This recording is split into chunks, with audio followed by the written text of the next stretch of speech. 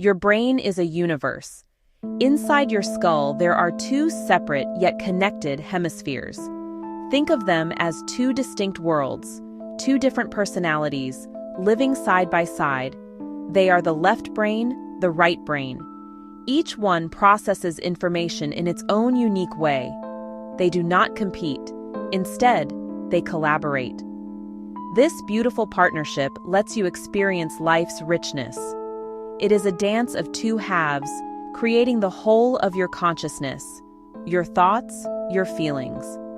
Without both, perception would be incomplete and profoundly different. These two halves are in constant communication. A thick bundle of nerve fibers, the corpus callosum, acts as a superhighway. Information zips back and forth, integrating different skills. One side might notice a detail, the other sees how it fits the bigger picture. One might analyze logically, the other intuits creatively. This dialogue is the foundation of our ability to think, reason, feel, act in the world. It is a symphony of neural activity behind your eyes. Let's talk about these two different personalities. Your left hemisphere is the part of you that loves order and details. It is linear and methodical. It thinks in language.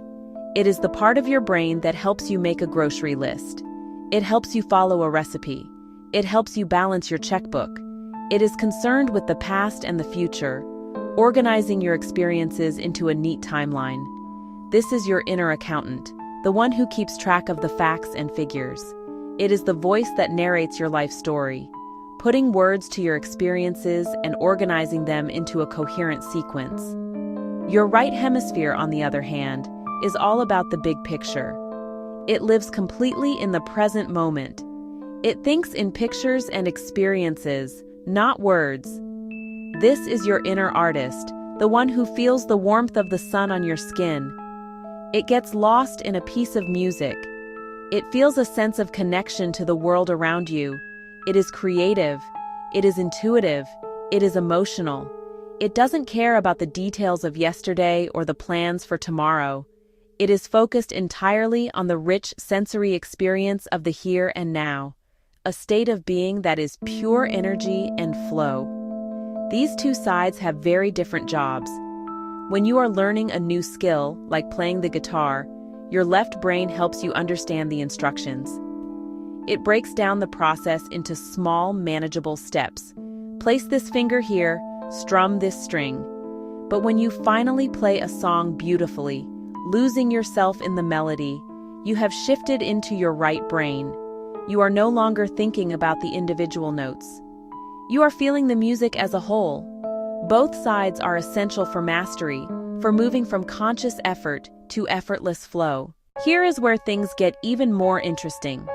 Your brain is wired to your body in a crossed pattern. The left brain hemisphere controls the right side of your body. The right brain hemisphere controls the left side of your body. When you decide to pick up a pen with your right hand, that command originates in your left brain. When you take a step with your left foot, that instruction comes from your right brain. It is a fascinating and fundamental aspect of our neuroanatomy. This connection is not just about movement. It extends to sensation as well. A touch on your left shoulder is first processed by your right hemisphere. A sound entering your right ear is primarily sent to your left hemisphere for language processing. Your entire experience of the physical world is filtered through this crossed neural wiring, a constant back and forth between body and brain. This contralateral connection is a powerful pathway. It means that the things we do with our bodies can directly influence which side of our brain is more engaged. Our dominant hand continually stimulates its partner hemisphere, making those pathways stronger. Because of this wiring, your two hands are like keys to two different rooms in your mind. Your right hand is the key to the analytical, detail-oriented room of the left brain. Your left hand is the key to the creative, present-moment room of the right brain. Most of us use just one key. But what if we consciously chose to use the other key? What if we decided to open the door to that other room? This simple shift in physical action could be a profound invitation for a shift in consciousness. Now, it is important that we address some common beliefs about the brain. For a long time, people talked about being left-brained or right-brained as if we were one or the other. You have probably heard it before. Creative people were labeled right-brained. Artistic people were labeled right-brained. Logical people were called left-brained. Analytical people were called left-brained. This idea became very popular. It contains a kernel of truth about specialized functions, but the reality is much more nuanced and interconnected. You are not one or the other, you are both. The idea of being strictly dominated by one hemisphere is largely a myth. Modern brain imaging shows us that even simple tasks require communication and collaboration between both sides. When you listen to a story, your left brain processes the words and grammar. Your right brain processes the emotional tone and context. You need both to fully understand the meaning. The brain is not a divided kingdom with a wall down the middle. It is a dynamic, integrated network where both sides are constantly working in concert. So, while certain functions are centered in one hemisphere, they are not exclusive to it. The left brain is the primary center for language. The right brain understands metaphor and humor. The right brain is the primary center for spatial awareness, but the left brain helps you follow a map by reading street names. The idea of a strict division is outdated. Instead, think of it as a partnership where each side has its specialties, but they always consult with each other to create a complete experience of the world.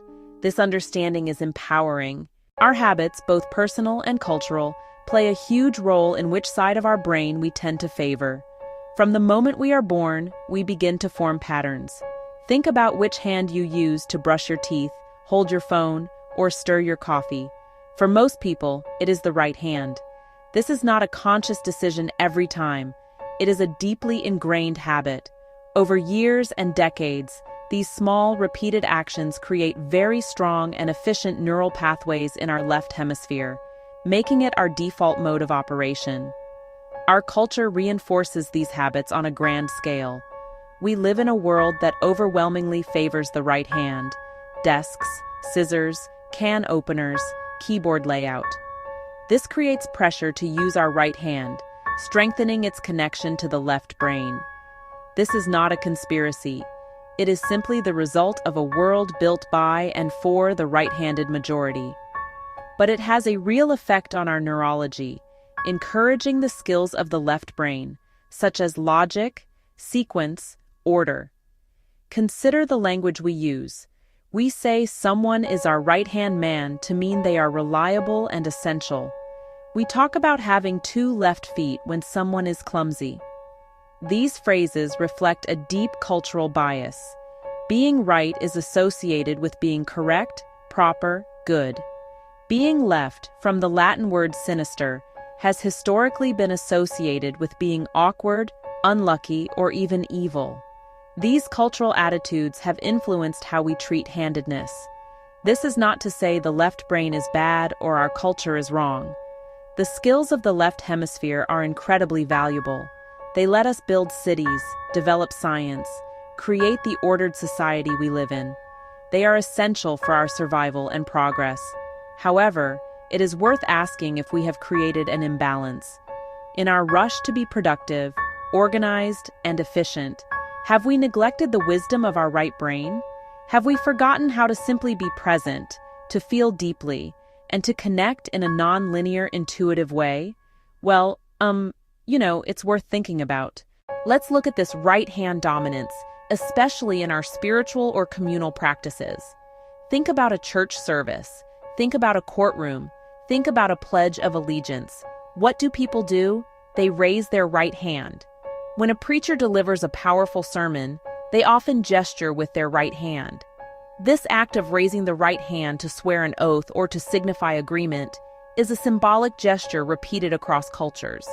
It is a physical manifestation of commitment, truth, conviction. When we raise our right hand, we engage the left brain. We're tapping the part tied to language, order, law, judgment. That fits these contexts. Swearing an oath is a verbal contract. You're using the language processing, rule-following part of your mind. The physical act of the right hand reinforces the mental and emotional state. It aligns the body with left hemisphere functions. This tradition is ancient and embedded in our collective psyche. It signals rational thought and societal agreement. We're aligning with the established order. But what about the other side? What about faith or connection that transcends words and laws? The feeling of awe, unity, being part of something larger than yourself, that's right brain territory. Many profound mystical experiences sought in these practices are rooted in the right hemisphere. Are we unintentionally sidelining the part of the brain most attuned to those experiences? So, what can we do? How can we create more balance? How can we consciously step out of our left brain dominant habits and explore the world of the right brain? The invitation is surprisingly simple. It does not require expensive equipment or years of training. It requires a small, intentional shift in your physical habits. The proposal is this: begin to use your left hand for simple, non-demanding tasks. By doing so, you will begin to gently activate your right hemisphere. You will be using that other key to open that other door. A wonderful place to start is during moments of quiet reflection, meditation, prayer. These are times when you are already trying to quiet the chattering narrator of the left brain and sink into a more present, experiential state. In these moments, instead of clasping your hands in your usual way, try placing your left hand on top of your right. Or, if your practice involves a gesture, try performing it with your left hand. Feel the difference. Notice the shift in sensation. You can also bring this practice into your daily life. Try stirring your morning tea with your left hand.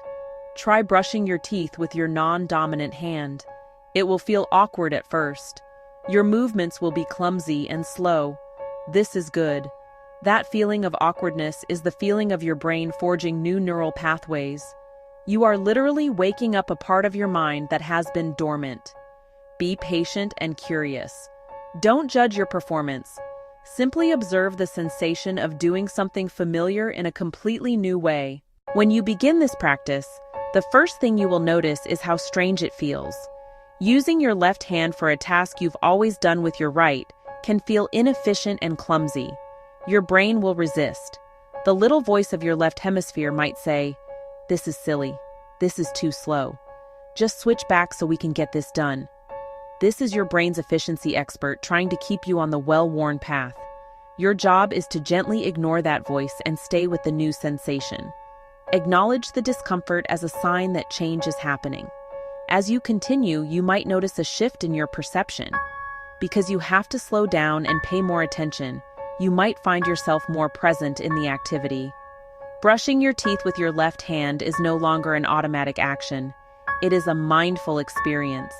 You are fully there, feeling the bristles, noticing the movement. This is the gift of beginner's mind. By disrupting the habit, you are forced out of autopilot and into the present moment, the native territory of your right brain. You may also become more aware of the two distinct voices in your head. You can more clearly identify the judgmental, planning voice of the left brain and the quiet, observant presence of the right. By intentionally activating the right hemisphere through the use of your left hand, you give its perspective more weight. It might feel like you are turning down the volume on your inner critic and turning up the volume on your inner peace. This can lead to calm, to feeling more connected to your body and surroundings. Over time, this practice can lead to a more integrated sense of self. You are not abandoning your left brain. You are inviting your right brain to be a more active participant. The human brain is the most magnificent structure in the known universe, and it can change throughout your entire life. Neuroplasticity is a gift. You are not fixed. You are not stuck in current habits and thought patterns. You are the architect of your own neural landscape. You have the power to reshape it, build new bridges, forge new pathways, create more balance within your consciousness. You can choose who you want to be. The journey needn't begin with a grand gesture. It can start with one small, simple act. Pick up your toothbrush with your other hand. Clasp your hands in a new way during a quiet moment. This isn't just a physical trick, it's a statement of intent. Tell your brain, tell your body, tell the universe you're ready to explore your fullness. Embrace the analytical, embrace the intuitive, embrace the linear, embrace the holistic. Try it. Just for today, choose one simple task. Perform it with your non-dominant hand, not as a chore, but as an experiment, with curiosity and play. What do you feel? What do you notice? What shifts when you shift your hand? There is no right or wrong, only your experience. Pay attention. This simple act is a doorway to deeper self-understanding, to the incredible two-sided brain you inhabit. This is hopeful. Change is possible. Balance is achievable. A deeper connection to the present waits for you.